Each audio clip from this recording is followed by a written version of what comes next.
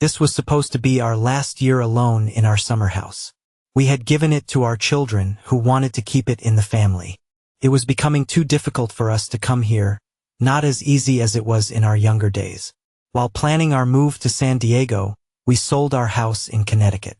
The contents of the Hartford house were already packed and sent to a storage facility in the gated community where we were set to move in October. We didn't take anything from the cabin except our clothes. Our car had already been sold, and we left the old Grand Cherokee here by the lake for our children to use during their visits. Our new home was built in a retirement community. Just a mile from the gates was a small medical clinic, a branch of a larger medical center. Everything we needed was close by. Shopping was convenient, and a golf cart was more than enough to get around the area.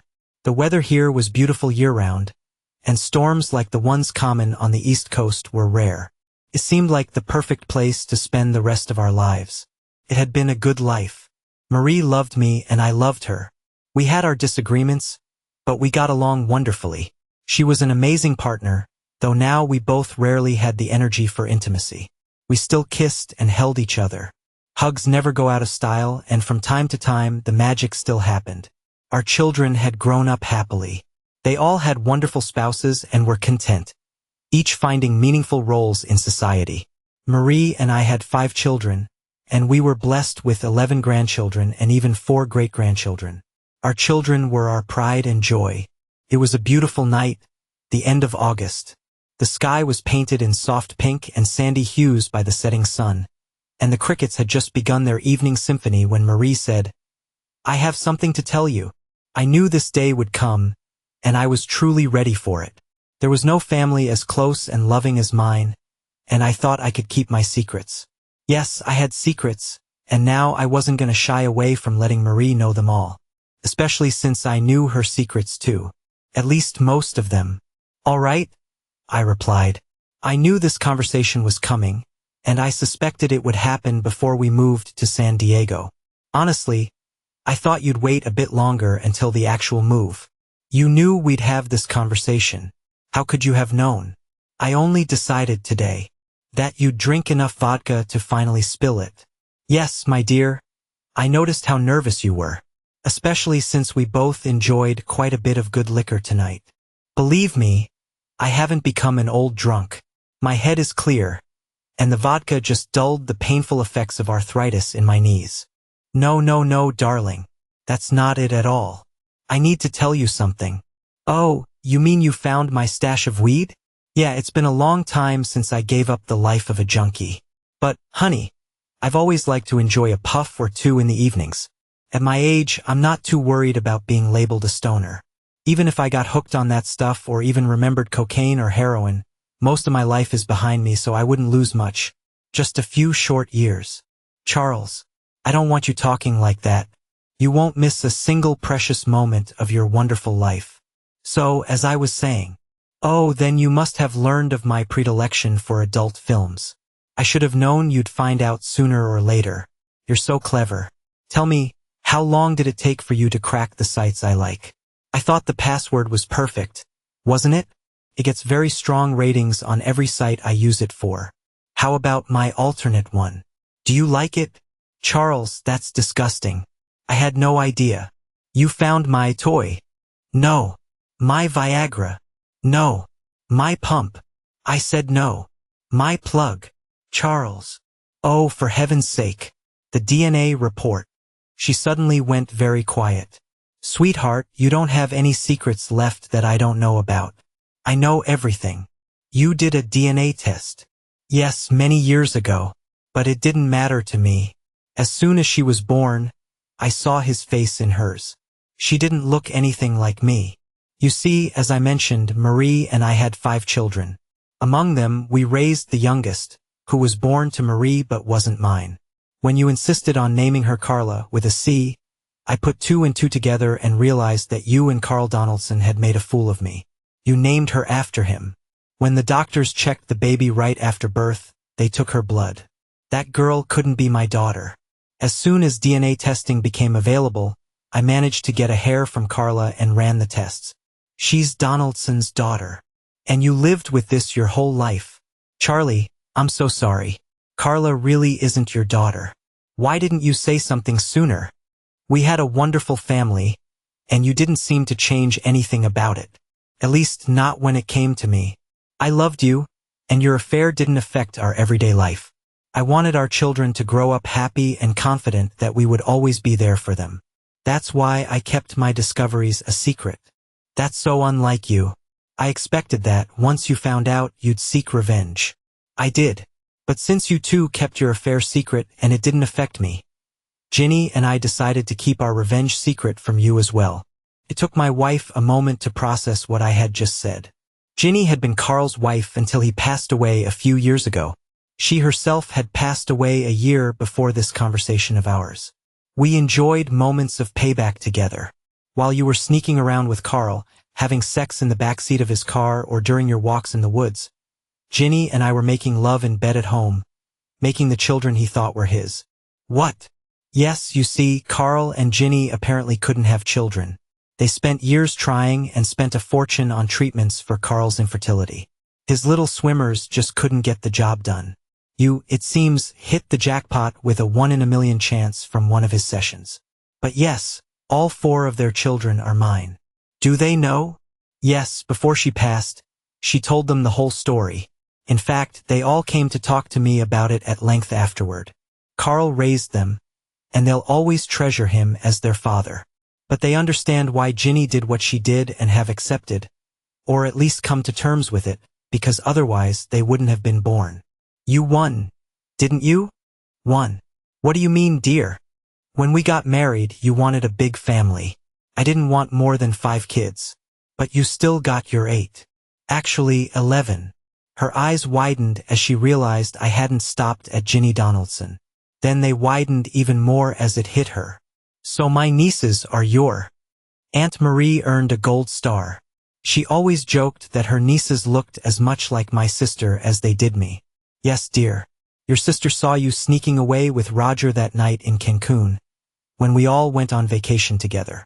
She followed you to the beach and hid behind a tree, watching as he had sex with you on the lounge chair. She overheard your conversation about how hot it was seeing each other naked on the sand when we all sunbathed together earlier in the day. She also heard you both agreed to meet on Thursday evenings after we returned from vacation. So, you signed up for dance class and he took up bowling, and once a month you skipped your lessons to have your fun in a motel on the highway.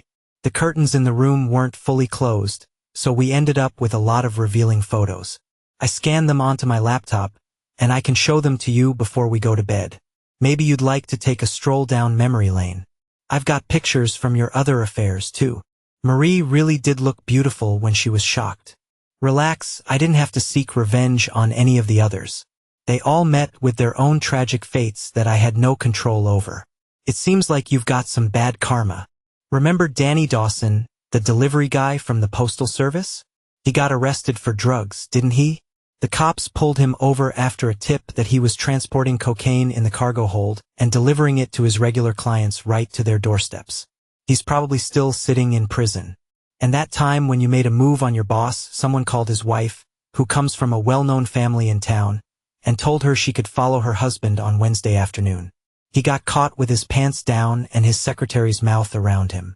During the divorce, his wife left him without a dime. After that, he couldn't find a job anywhere. No one would hire him. As a result, if you didn't already know, he drank himself to death and was found in a ditch in the city park with his throat slit. But you got lucky. You were his Tuesday fling, and his wife never found out about you. No worries, your secrets are safe with me. And remember the day that exterminator died in his van? That was the day he was fumigating our house, and instead of tipping him, you decided to sleep with him. Somehow there was a leak from his chemical tanks, filling the van with toxic fumes. Well, at least he went painlessly. Then there was little Charlie's first-grade teacher, Jack Riles. He was found burning in his bed when the fire department finally reached his house. Remember?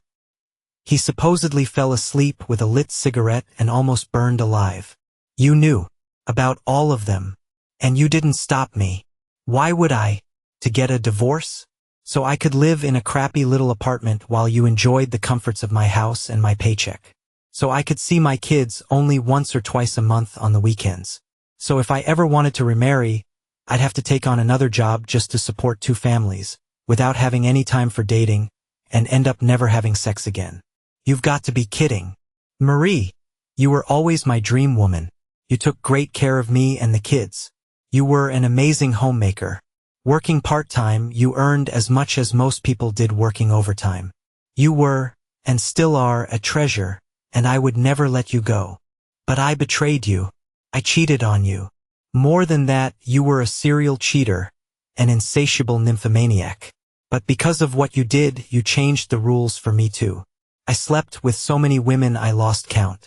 Full-figured, thin, curvy, flat, blondes, brunettes, redheads, soft, tall, short, smart, not so smart, bimbos, ladies, girls, geeks, athletes, celebrities, rough, smooth, hot, cool.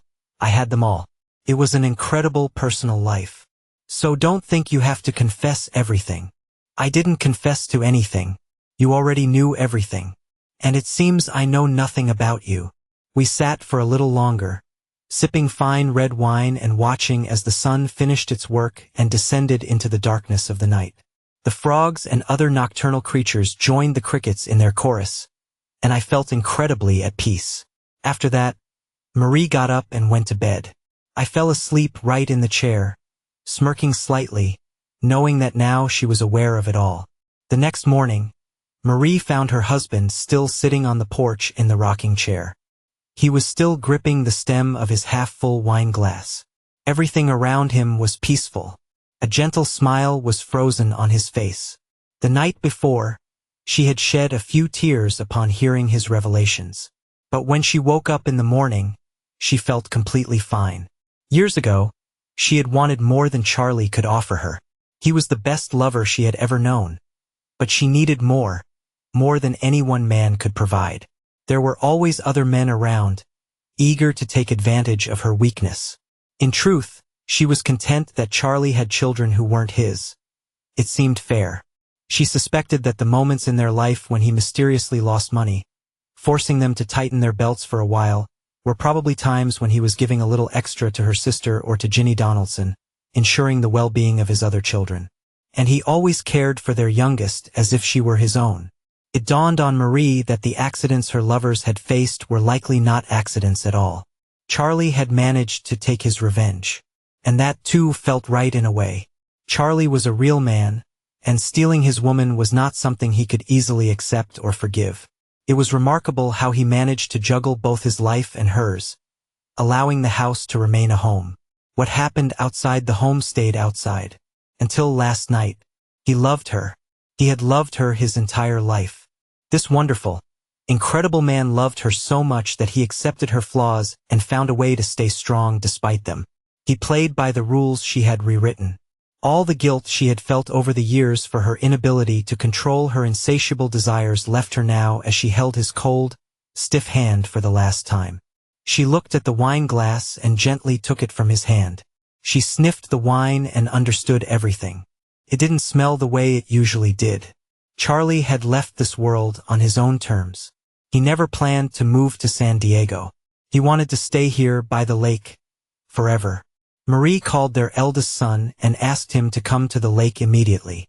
She told him that his father had passed. She did the same with her oldest niece and with Ellen Donaldson, Charlie and Ginny's eldest daughter. Then she took her place beside Charlie and kissed him goodbye. "Thank you, my love," she whispered. Under his frozen smile, she drank the remaining wine from the glass. The bitter taste faded quickly, and she was able to appreciate the complexities of the wine's bouquet, just as Charlie had taught her. The sweetness, the undertones of plum, and the late aroma of cherry danced on her tongue. The perfect flavor. The lake before her was warmed by the sun. The perfect view. Her eyes closed, and everything fell silent.